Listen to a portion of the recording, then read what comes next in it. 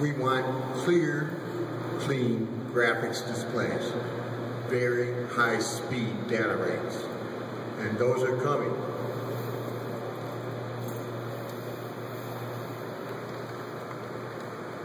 We looked at two types of constructions, SGC versus discrete twisted pair. We ran 2.7 gigabits per second across these, and we measured the results.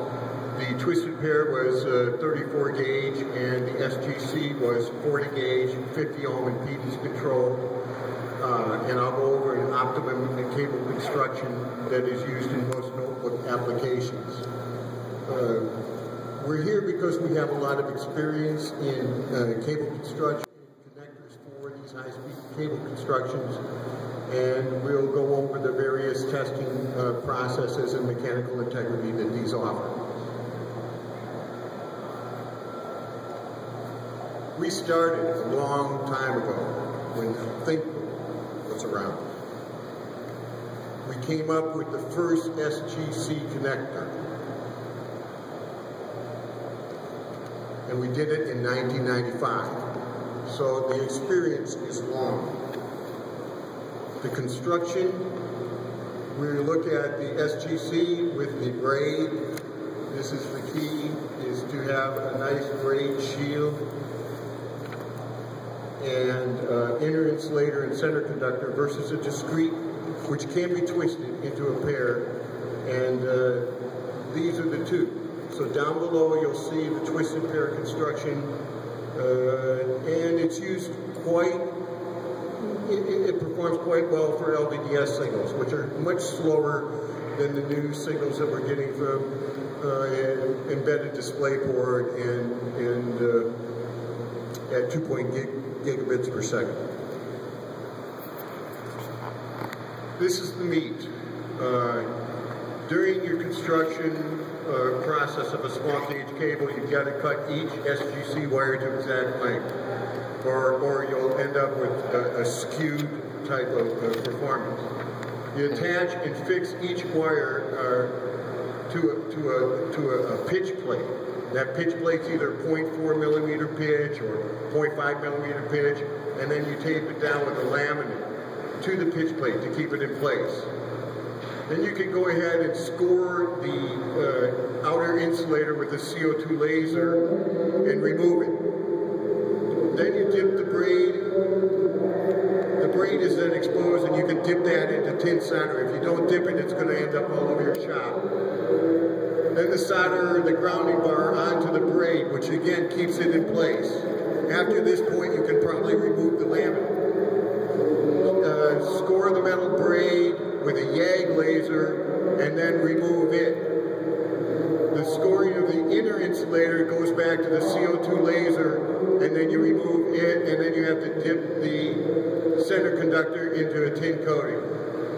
So everybody always asks me what kind of current these wires can carry. SGC 36, 9 impedance control, any SGC 36 can carry approximately 0.3 amps at 50 degrees C ambient temperature. Whenever anybody asks you how much current they can carry, please, you have to have a temperature. As electrons flow with temperature. I would suggest that SGC 36 be used for the control wires, the grounds, the VCCs. Your differential pairs are covered by 50 ohm SGC wires, and the rest of your LED backlights are SGC 36 non-impedance control. This allows you to get a grounding bar across the entire connector. When you have a grounding bar across the entire connector, I mean, this is a microscopic view taken by one of my FAEs from the camera. And you see it's an inherent strain relief. When you pull on your wire, it does not put any strain on the center conductor being attached to the contact. It pulls on the braids.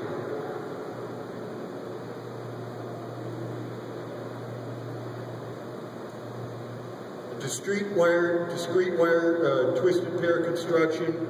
You cut each wire to exact length. You attach and fix the wire with laminate into a pitch plate, 0.5, 0.4. You score the outer batch with a CO2 laser, remove it, dip the exposed center conductor for tin coating.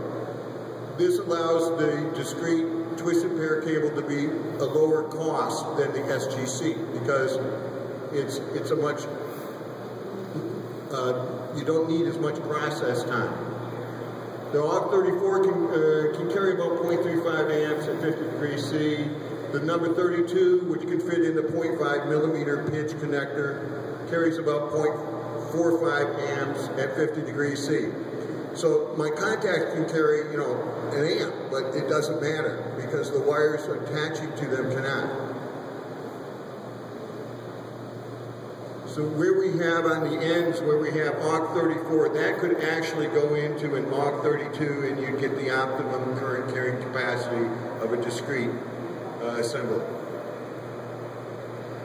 You see the big difference is there is no grounding bar and you have to use epoxy as a strain relief. So when you pull on it at 50 or so times, the epoxy loosens up and you start putting a strain on the center conductor soldering. So the reliability of an SGC versus a discrete twisted pair is enormously different. We could go into the performance of the two types of construction by measuring the impedance, I pattern, frequency domain, S parameters, scattering parameters, and some EMI considerations. We took a 305 millimeter long cable. We used a VESA standard Ipex display connector on one end, and we used a right angle connector, motherboard style, on the other end.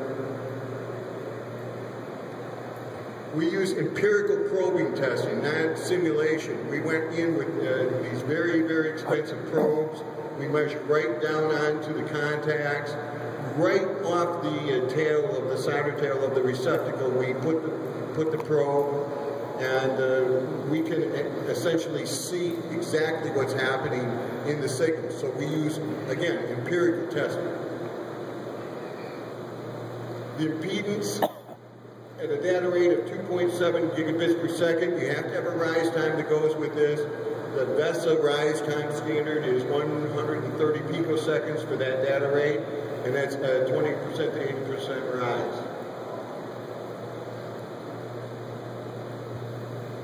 The SGC 4050 ohm had superior performance at a 2.7 gigabit per second data rate.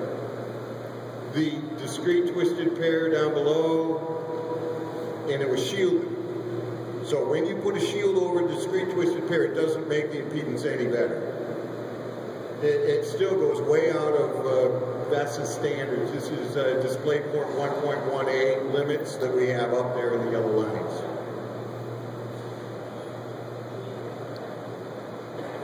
The I pattern is how you pass the 1 or the 0 to the end of the cable. At the source, you have to have a certain bit stream. This is a pseudo-random bit stream developed by Intel. We use 2 to the 7th, and with a bit error rate ratio of 10 to the minus 9. This source signal at 2.7 gigabits per second is as specified by DisplayPort standard 1.18. I pattern at the RX, which is the receive side or the display side, sometimes called the T-con, the SGC cable, and the discrete twisted pair, essentially can't see a big difference between them. In other words, both constructions pass the eye. Frequency domain, called scattering parameters, we measured from 10 megahertz to 10 gigahertz. Actually, nowadays, we go from 10 megahertz out to 20 gigahertz with the increased data rates we're seeing to 5.7 gigabits per second and as high as 8 gigabits per second for PCI SIG Gen 3. And then we'll take a look at the insertion loss, return loss, and FEX field, far end crosstalk. These are not related per se to the data rate. They're a frequency-based measurement.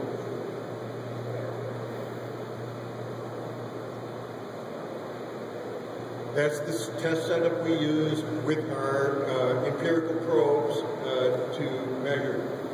We have a 4-port network analyzer from Agilent that we use. The red line is DisplayPort spec 1.1a, and they all pass insertion loss. We have the color codes down below. You'll see the display looks great because your cable was on. Shield. They're all fine. Twisted pair with shield failed the return loss limits. The return loss is affected by impedance along the line, and so as you saw, the discrete wire impedance wasn't that good, so the return loss ends up to fail also. They're related to each other. Both discrete wire cables failed the far-end crosstalk DisplayPort 1.1a limits. They talk to each other all the way down along the path. This small gauge coax does not, because it's shielded all the way down the path. The only place it talks to each other is down at the connectors on the ends.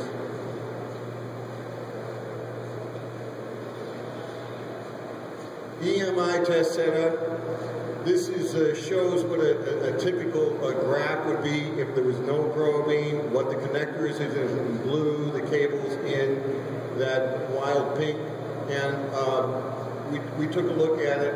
As you would suspect that, SGC is very, very quiet, and this is to meet the FCC requirements.